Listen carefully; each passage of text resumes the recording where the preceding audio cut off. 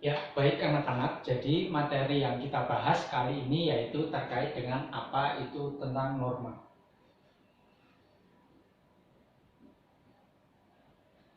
Ya, norma.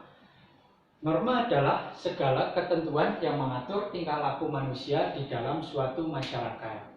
Jadi norma tersebut itu tidak boleh dilanggar oleh masyarakat yang mendiami suatu wilayah tertentu. Baik wilayah juga bisa, etnis juga bisa, dan suku juga bisa. Jadi norma tersebut tidak boleh dilanggar oleh siapapun jika norma itu memang sudah ada di dalam suatu wilayah etnis maupun suku tertentu. Nah, norma itu apakah bisa hanya suatu suku, bisa hanya suatu wilayah tertentu? Tidak. Jadi norma itu dapat bersifat universal jika norma tersebut benar-benar memang ada di dalam suatu masyarakat gitu. Jadi kita mengambil contoh saja, dilarang mencuri. Nah, itu suatu pelanggaran norma yang ada di masyarakat. Dilarang membunuh. Nah, itu suatu yang memang dilarang. Selain itu dijadikan norma, juga memang dijadikan suatu larangan secara keseluruhan dalam umat manusia gitu. Sampai di sini paham? Ya, lanjut. Jadi norma itu dibagi menjadi 4 macam. Yang pertama, kesusilaan, kesopanan, agama, dan yang terakhir yaitu norma hukum. Oke. Jadi apa sih itu norma kesusilaan? Jadi norma kesusilaan yaitu peraturan hidup yang timbul dari diri seseorang sendiri. Artinya norma kesusilaan itu timbul dari atas diri hati sendiri. Beranggapan apakah itu benar, apakah itu salah. Nah, itu kan dari diri sendiri. Nah, itu jika kita misal mengambil contoh yaitu bersikap tidak jujur, artinya kita melanggar suatu norma. Akibatnya apa, Pak? Jadi akibatnya dari pelanggaran norma kesusilaan yaitu berupa penyesalan dari diri sendiri, begitu. Oke, dari norma kesusilaan paham? Ya, lanjut. Jadi yang kedua yaitu norma kesopanan. Nah, norma kesopanan itu berasal dari pergaulan dalam tingkah laku masyarakat, begitu.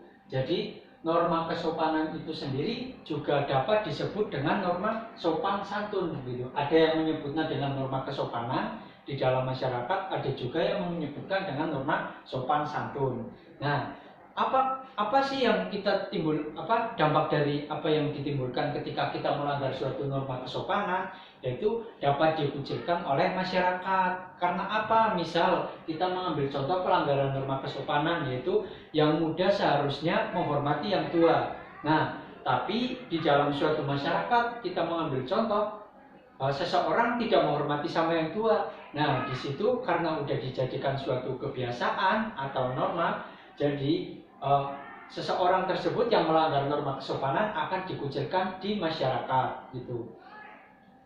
Contoh saja, di dalam suatu masyarakat kita harus berpakaian yang baik. Contoh saja harus memakai lengan panjang, terus memakai sarung dalam suatu acara. Namun acara formal gitu. Namun kita memakai malahan celana yang pendek biar kelihatan seksi. Nah, itu kan suatu tidak dianggap sebagai tidak sopan gitu di dalam masyarakat. Nah, nanti kan seseorang tersebut akan baik dikucilkan maupun dianggap itu tidak sopan gitu. Jadi disitulah letak dari norma kesopanan begitu. Lanjut, yang ketiga yaitu norma agama. Apa sih norma agama? Jadi norma agama itu berasal dari ketentuan Tuhan Yang Maha Esa, dan norma agama bersifat fundamental. Di sini artinya bisa menjadi norma susila, bisa jadi menjadi norma kesopanan. Artinya norma agama itu berasal dari Tuhan Yang Maha Esa dan bersifat fundamental, dapat juga mengatur tentang kesopanan, kesusilaan, dan hukum. Contoh saja tindakan yang melanggar dengan norma agama, yaitu seperti dilarang membunuh. Nah, itu di dalam dilarang membunuh kita juga dapat melanggar tentang norma hukum, norma kesopanan, dan juga norma kesusilaan, begitu. Jadi apakah yang ditimbulkan dari seseorang ketika melanggar norma agama? Nah, yang ditimbulkan dari seseorang ketika melanggar norma agama yaitu akan mendapat balasan kelak di hari akhir. Itu. Jadi balasannya bukan pada seperti kesopanan kan dikucilkan masyarakat, kesusilaan dari diri sendiri, namun kalau agama itu berupa dosa yang mana itu akan berakibat pada kelak kita setelah meninggal, yaitu pada di akhirat nanti. Gitu. Sampai di sini paham mengenai norma kesusilaan, kesopanan dan agama? Oh ya, baik. Oke, jadi lanjut ke yang keempat, yaitu tentang norma hukum. Jadi apa sih norma hukum? Nah, norma hukum itu norma yang dibuat oleh pejabat yang berwenang di suatu pemerintahan yang mana bertujuan untuk mengatur tingkah laku masyarakat. Agar apa Pak di sini?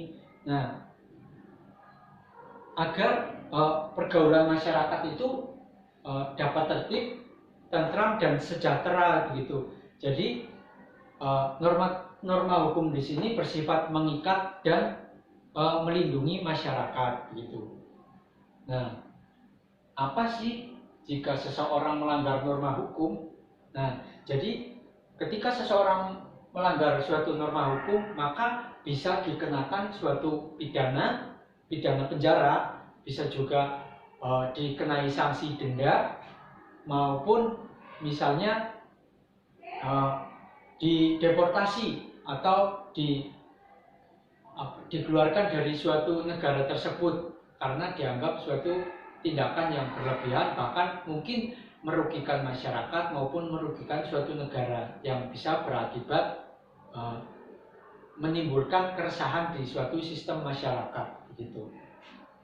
Nah, jadi keempat norma di sini sampai sini paham kan mengenai apa itu norma kesusilaan, kesopanan, agama maupun hukum. Jika belum ada pertanyaan, jadi lanjut ke pada fungsi norma.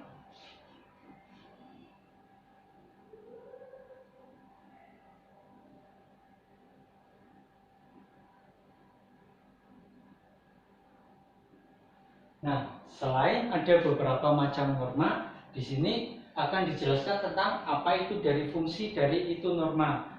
Nah, norma itu kan suatu aturan. Nah, jadi di sini norma tersebut berfungsi sebagai yang pertama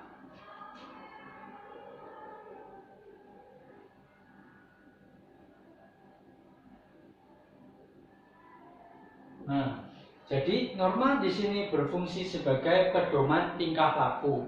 Nah, ketika ada suatu norma, nah di situ di dalam suatu sistem masyarakat, yaitu norma tersebut berfungsi sebagai pedoman tingkah laku manusia dalam bertindak, dalam berbuat antara diri sendiri maupun antar sesama manusia satu dengan manusia lain di dalam pergaulan suatu sistem sosial begitu. Yang kedua sebagai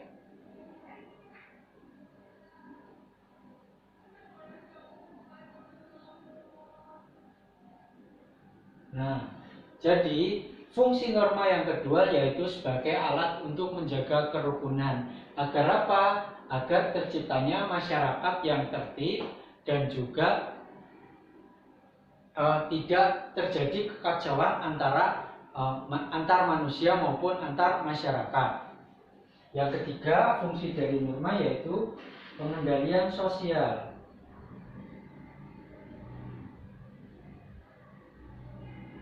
Nah, norma tersebut berfungsi yang ketiga yaitu sebagai alat pengendalian sosial. Di sini artinya mengendalikan perilaku manusia agar apa? Agar tidak melanggar keempat norma tersebut. Jadi disitulah dari fungsi norma yang ketiga yaitu alat pengendalian sosial. Dan yang terakhir yang keempat yaitu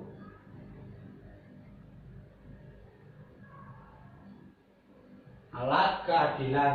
Jadi fungsi norma yang keempat yaitu alat keadilan.